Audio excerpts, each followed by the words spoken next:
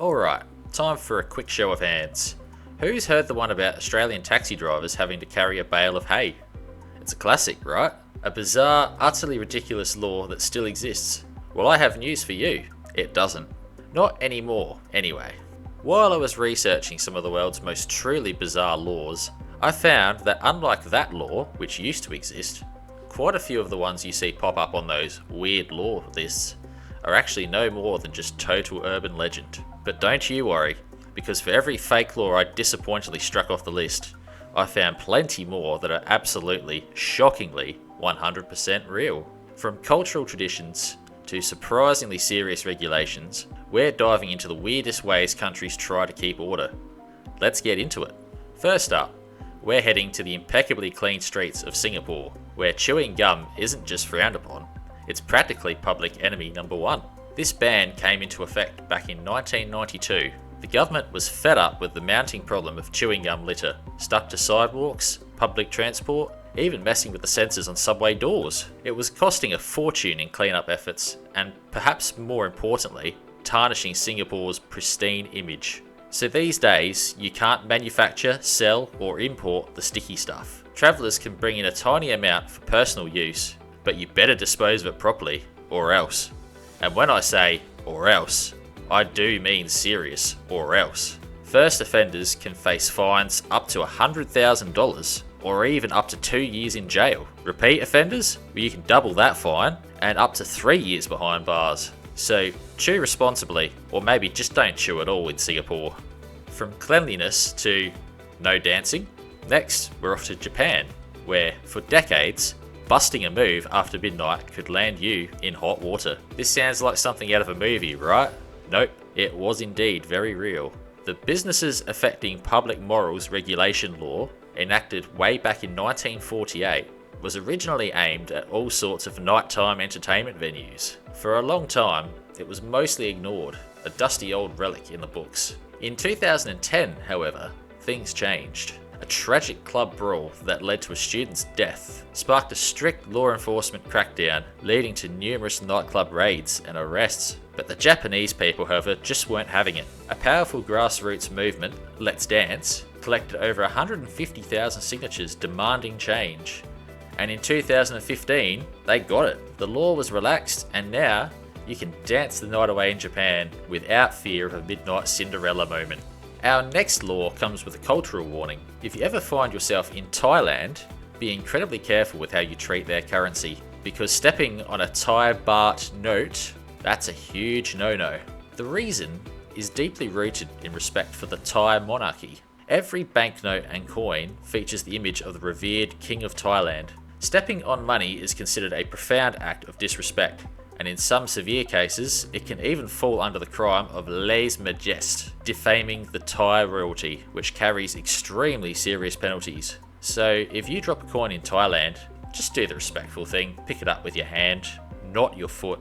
From cultural respect to cultural preservation, our next stop is beautiful, windswept Iceland, where naming your children isn't as simple as just picking your favourite sound. In fact, there's a special committee for it. This is less so a law in the traditional sense, and more of a long-standing cultural tradition, formalised by the Icelandic Naming Committee in 1991. Their job? To ensure that any new names, ones not already on their approved list, fit seamlessly into the Icelandic language and culture. Specifically, Article 5 of the Personal Names Act states that names must be compatible with Icelandic grammar. This means no foreign letters and no names that might cause embarrassment. It sounds strict, and it can be. There have been several high-profile cases where parents have gone to the courts fighting for the right to name their child something the committee has deemed unsuitable. It really does highlight how deeply intertwined language and identity are in Iceland.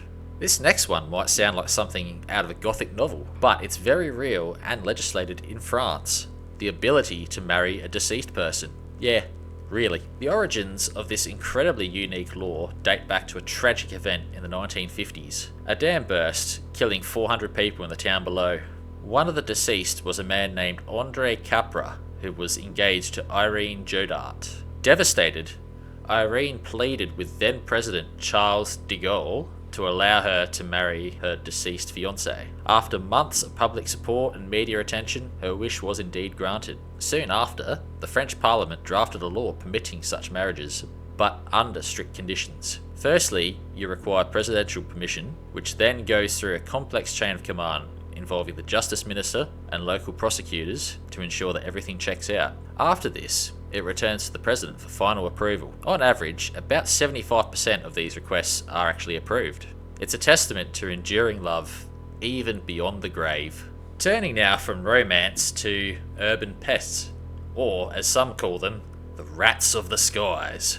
Many cities worldwide have rules against feeding pigeons, but Venice made international headlines for theirs. If you've ever dreamed of a romantic gondola ride, please leave the birdseed at home. In 2008, the mayor's office in Venice enforced a ban on the sale and distribution of grain for pigeons. Why? Because the birds and their droppings were causing significant damage to the city's historic buildings and monuments, not to mention creating one hell of a hygiene problem. It might seem like a small thing, but it's a serious effort to preserve one of the world's most beautiful and fragile cities. And while we're in Italy, let's hop over to the stunning island of Capri. Here's a little fashion tip for you: leave those wooden clogs at home. Seriously. Since 1960, they've been banned. The reason? They're simply too loud on Capri's charming but echoey cobblestone streets. Imagine that constant clatter. And it's not just Capri. In Milan, excessively noisy shoes can earn you a fine of up to €400. Now, this next law used to be real, but thankfully it's gone. We cross the Atlantic to the US Sunshine State, Florida. For a long time, it was illegal for single women to skydive on a Sunday in Florida. Your guess is as good as mine on the origin of this one. Was it to preserve decorum? Prevent airborne Sunday shenanigans? Who knows? But rest assured, it was abolished in 2005, so single women in Florida can now enjoy their Sunday skydiving to their heart's content. Back to Singapore now, because clearly they take cleanliness very seriously.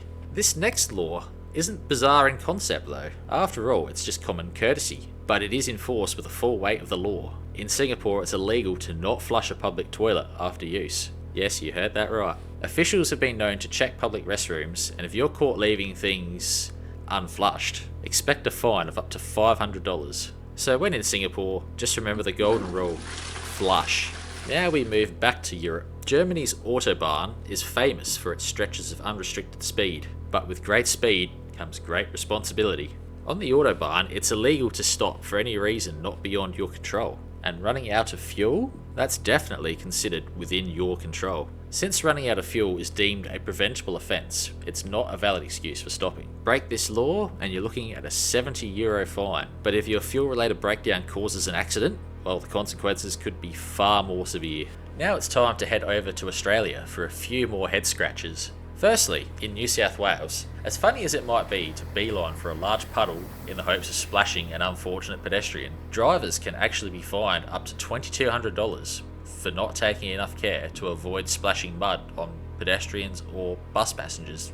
Over in Western Australia, it seems they're still protecting people from old-fashioned honour. Challenging someone to a duel, that could land you a maximum $6,000 fine or 2 years in prison. So in WA, make sure you settle your arguments with words, not swords. And another gem from Western Australia, which might even be the most bizarre of all. You can be jailed for up to a year for cleaning up seabird or bat poo without a licence. Yeah, you need a licence for that. Apparently there's a valuable industry there.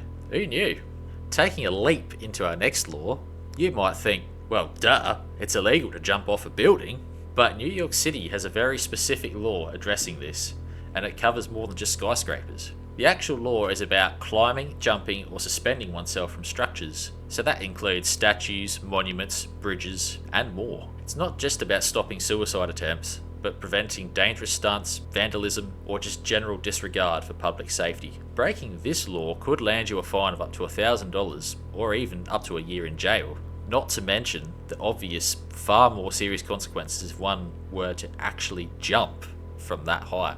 Last but not least, we're going back in time to the early 1900s, where in several US states, it was illegal to walk around with ice cream in your back pocket. Sounds like a joke, right? However, there's a surprisingly clever reason behind it. Before this law was enacted, cunning horse thieves would stick an ice cream cone in their back pocket. They'd then walk past the horse, tempting it with the sweet, delicious smell of that melting treat. The horse would follow them, and if they were caught, the thieves would simply just claim they weren't stealing the horse was just simply following them for the ice cream. Eventually, this law was enacted to close that loophole, and as far as I can tell, it still exists. And there you have it. While I'm sure there are many more, those were some of the world's most peculiar, perplexing, and sometimes surprisingly sensible laws. Do you know any other strange laws that blew your mind? Let me know in the comments below. If you enjoyed this journey into legal oddities, please hit that like button, share this video with a friend, and don't forget to subscribe for more fascinating dives into the weird and wonderful. Thanks for watching, and I'll see you next time.